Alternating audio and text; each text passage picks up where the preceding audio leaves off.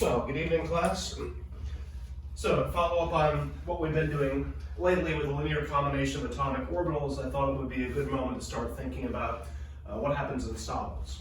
So, the idea is, with molecules, we combine two atoms, and we get two new energy levels. So if we have two identical atoms, we start off with two identical energy levels, and when we combine the two, let's say our two ground state energies end up forming two new energies, our bonding and anti-bonding orbitals. Well, then we did that not just for the ground state, but all excited states. We could figure out the linear combination of atomic orbitals and how we do a molecular energy diagram or orbital diagram.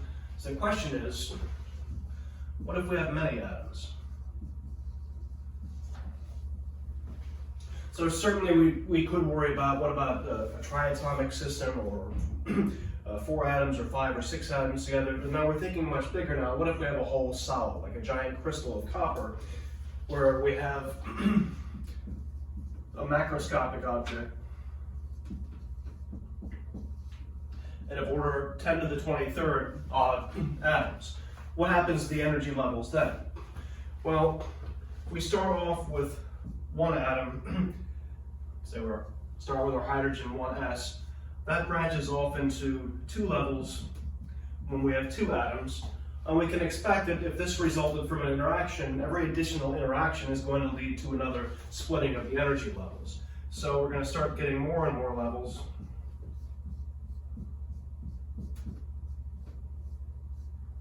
And by the time we get to 10 to the 23rd, basically we just have a continuum.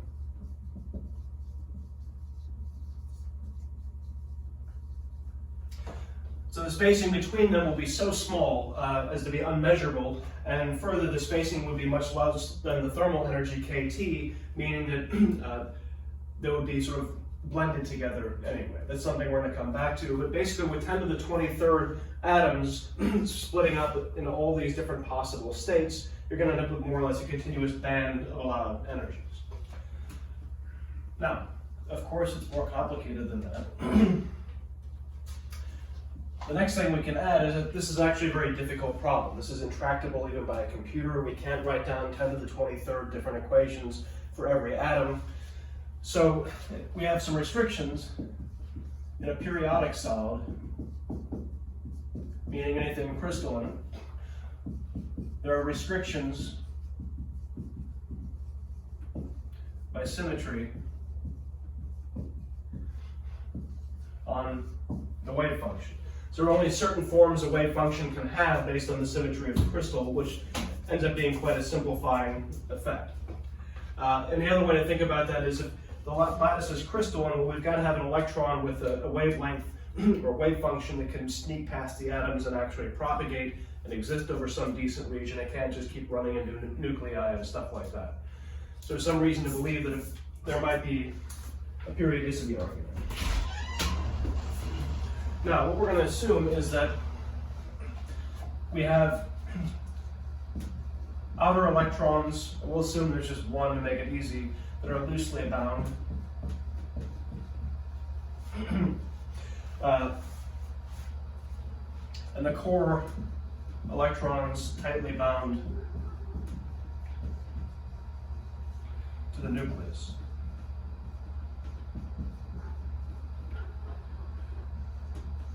So basically we're thinking like an alkali metal, so something like lithium, sodium, potassium would be sort of model systems where we've got this one lone outer electron that's free to move around pretty well, but everything else is pretty much locked down like we are.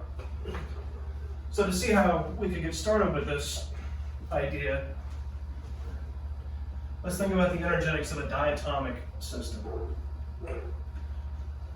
You'll probably hear my dog barking at everybody who's violating the lockdown. So we have a diatomic system, 2 atoms, phi1 and phi2, and we know our linear combination of atomic orbitals says that the molecular wave function would be something like C1 phi1 plus C2 phi2. We don't need that particular result. right now. But if we think about how that worked out, if we look at our time-dependent Schrodinger equation,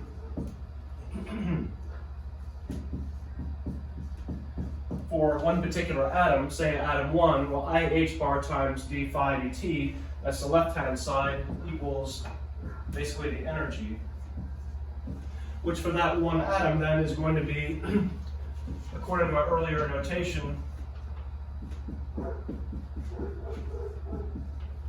it's going to have two parts, the atom alone. Oops. The atom alone, that's the H11 term, times phi1, the energy of the unbonded atom. And this is the coupling or bonding interaction between the two. Now, because of the notes that I'm going to send you, I'm going to shift notation a little bit and not have to worry about all these subscripts. So let H11 equal H22 be E naught, which we'll just think of as our ground state energy of the atom by itself. And let H12 equal H21, call that minus A. So what that means is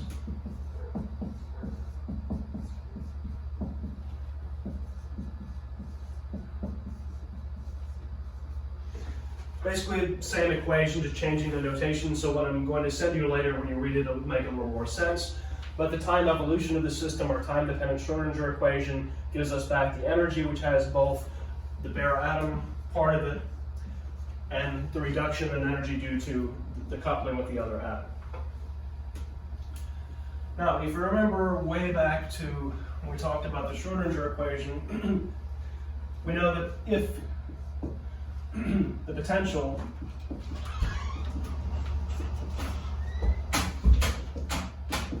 is time independent,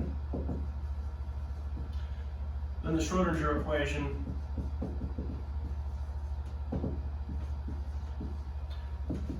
is separable. Meaning the spatial variation and the time variation are completely separate, and we could write, for instance, phi1 or phi2 for either site, something like this,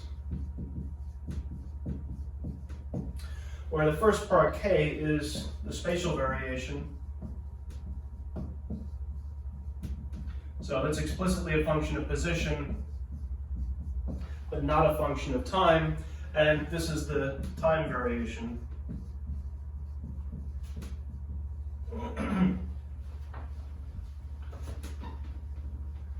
And we know in the end that this gives us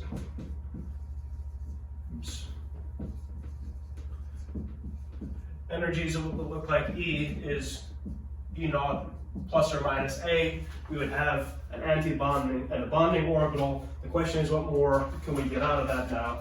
And we know that the energy as a function of separation goes something like this.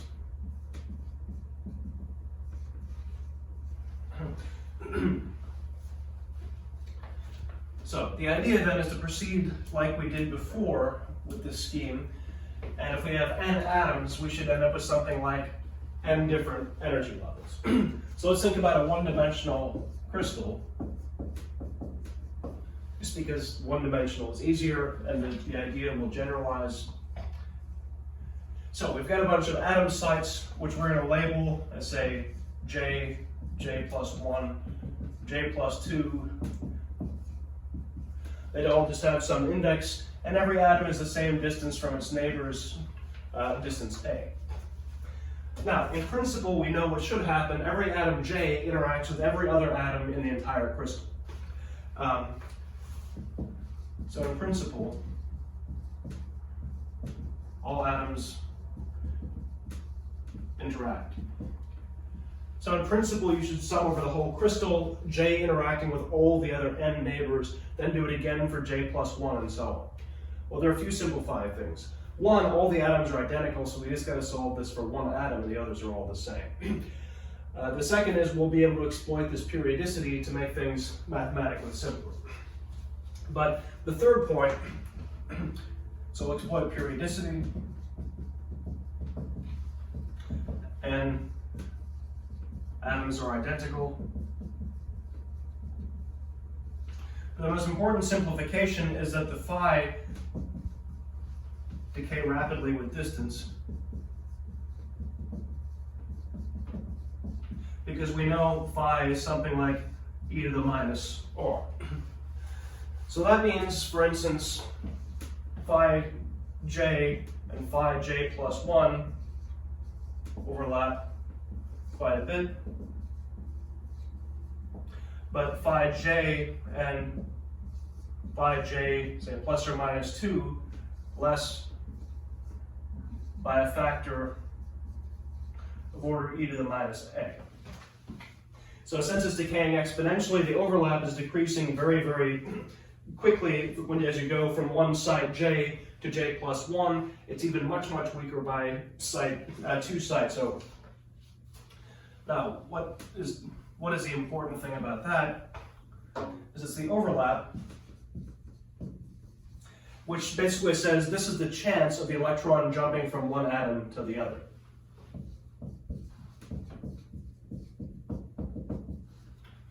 Probability or ability of electron to jump to a new site. So basically that's what we mean when we're saying overlap. This is what we'd call the tight binding approximation, basically saying that the one electron is only going to interact with its nearest neighbor atoms and not any further. So an electron at j can jump to j plus or minus 1. We neglect jumps to j plus or minus 2 or farther, just because the wave function is getting weaker and weaker and weaker. Now, the other thing to notice about that is, say, we would jump, there's some probability of jumping this way, some probability of jumping that way. So say p forward and p reverse. Well, p forward equals p reverse because everything is perfectly symmetric. We set it up this way. So as a result, there's not a net current or something. Now, there are ways of telling this is really happening, for instance, by measuring the electronic noise.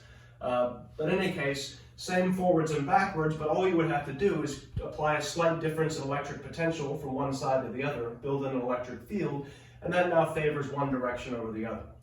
So that's a picture of conduction from Ohm's law. You could have had in your head from Physics 106, is that electrons are moving around chaotically and randomly, but in net, not going anywhere.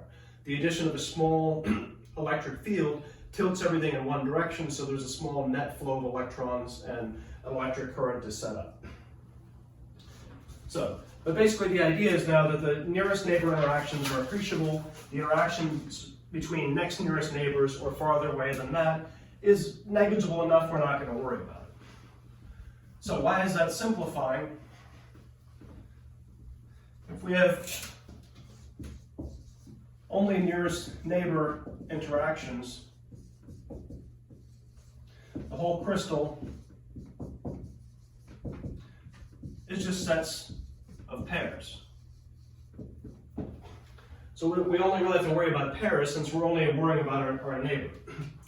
So if we only count the neighbor interactions, what is our wave function, what does our Schrodinger equation look like for an electron at site j? Well, on the left-hand side, the time variation of the wave function, then we've got the energetics.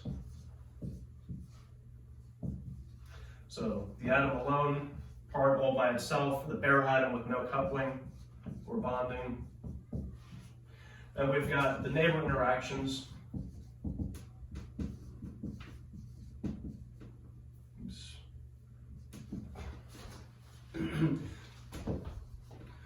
Our neighbors. So going both forwards and backwards. So I could rewrite this then as E naught phi j minus A times phi j minus 1 plus phi j plus 1. And that's the part where there's some gain in energy by bonding with no particular direction is favored, everything is the same. That's the part where we can build in a little bit of a difference from left to right or right to left by adding an electric potential. Now, all the atoms are the same, we can do it all at once. Still a time-independent potential, so we still separate, meaning we say phi j should look something like the spatial variation k times e to the minus it over h bar. So basically we plug that into the equation we have up here, and the nice thing is, since it involves first derivatives and whatnot, the time variation is going to cancel out. Basically, that shows up in every single term. After I take a derivative, the exponential is the same. That shows up in every single term. So what that gets you is that the energy, the total energy, is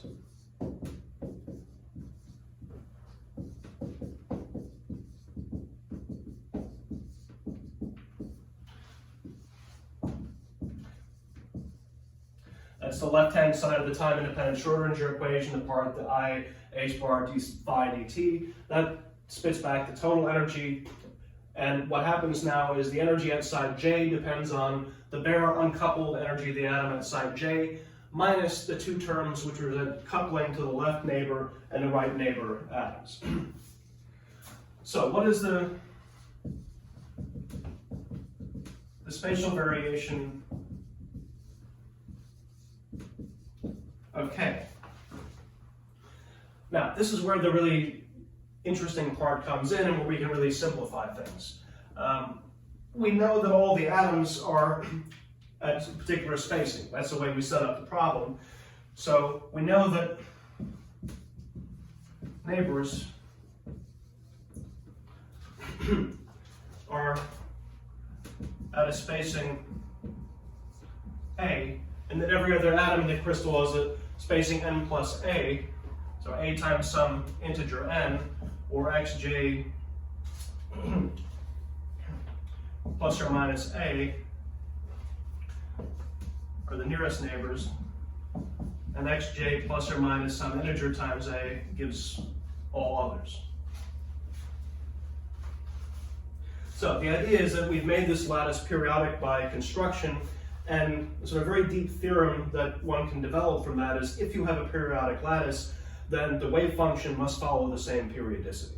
So sort of idea, if I come up with a cubic lattice, my wave function can have six-fold symmetry. Where would that come from?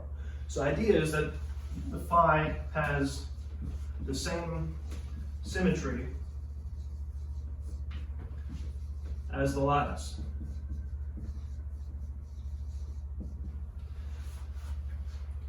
So what that means is that if our crystal has some periodicity to it, any function that relies on the nature of the crystal and how far apart the atoms are must have basically the same periodicity. So what that means is that the function k has the same symmetry as the lattice.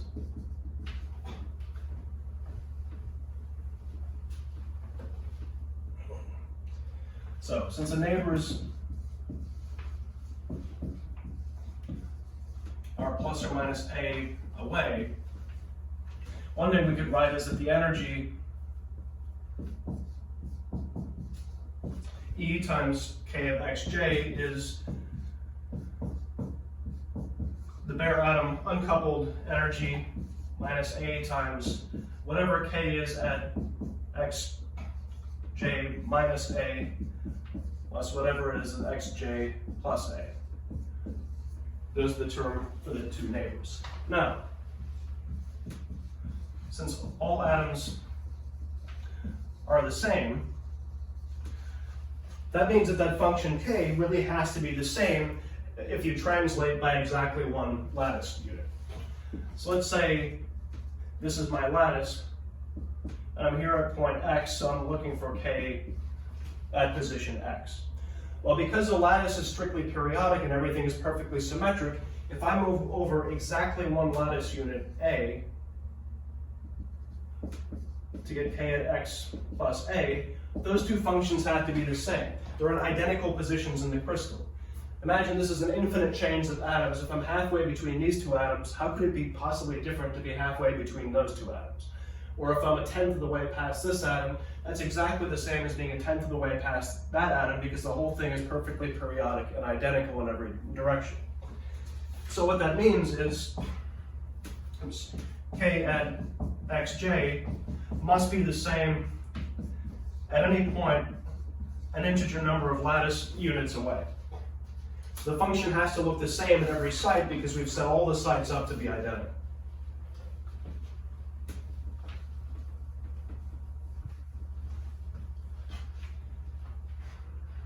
All right, so that implies that we have a particular wavelength, then where a lambda, which is by definition 2 pi over k, would have to be a. So we're basically saying the wavelength of the wave function should be exactly the same as the spacing of the crystal. That means k is 2 pi over a. So we want basically an oscillating solution that's the same at x and x plus or minus n times a.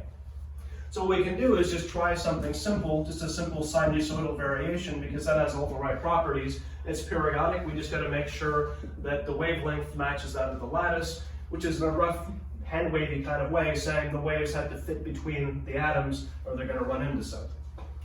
It's not exactly right, but okay. So we'll try something like e to the ik xj, where again, that's k, which, if I write that out explicitly,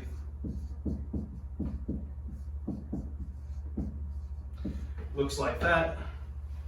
And if I plug that in to the equation we had, what that tells me is e to the ik xj, the total energy is E naught e to the ik xj minus a times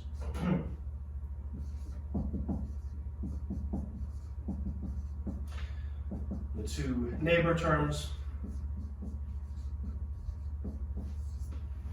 Okay, so that looks a little bit messy, but first of all, two things. One, this is e to the ik xj times e to the ik a.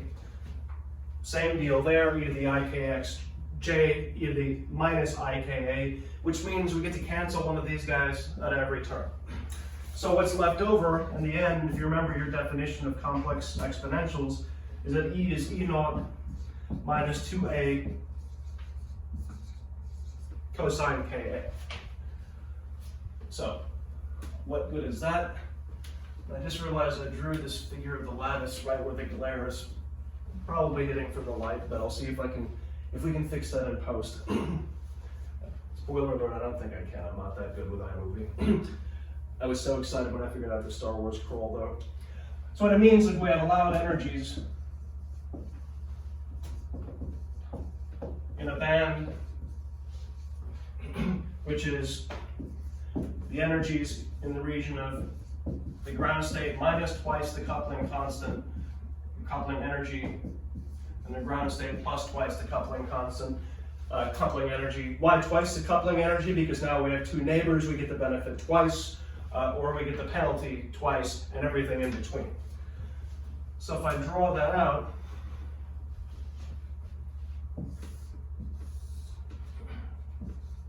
the energy is a function of wave vector. Now for a free particle, if you remember, and maybe you don't, this would be a parabola.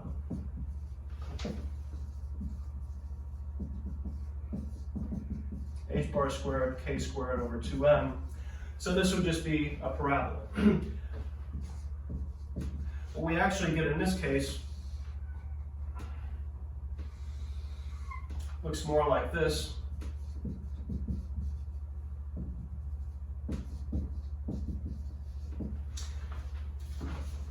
So I get some region of space where these are all available energy states. Inner energy within this region is okay. Now, big deal. Well, the question is, now we start filling this up with atoms. So or with electrons. So let's say I fill up not quite the whole thing, and I fill it up maybe halfway.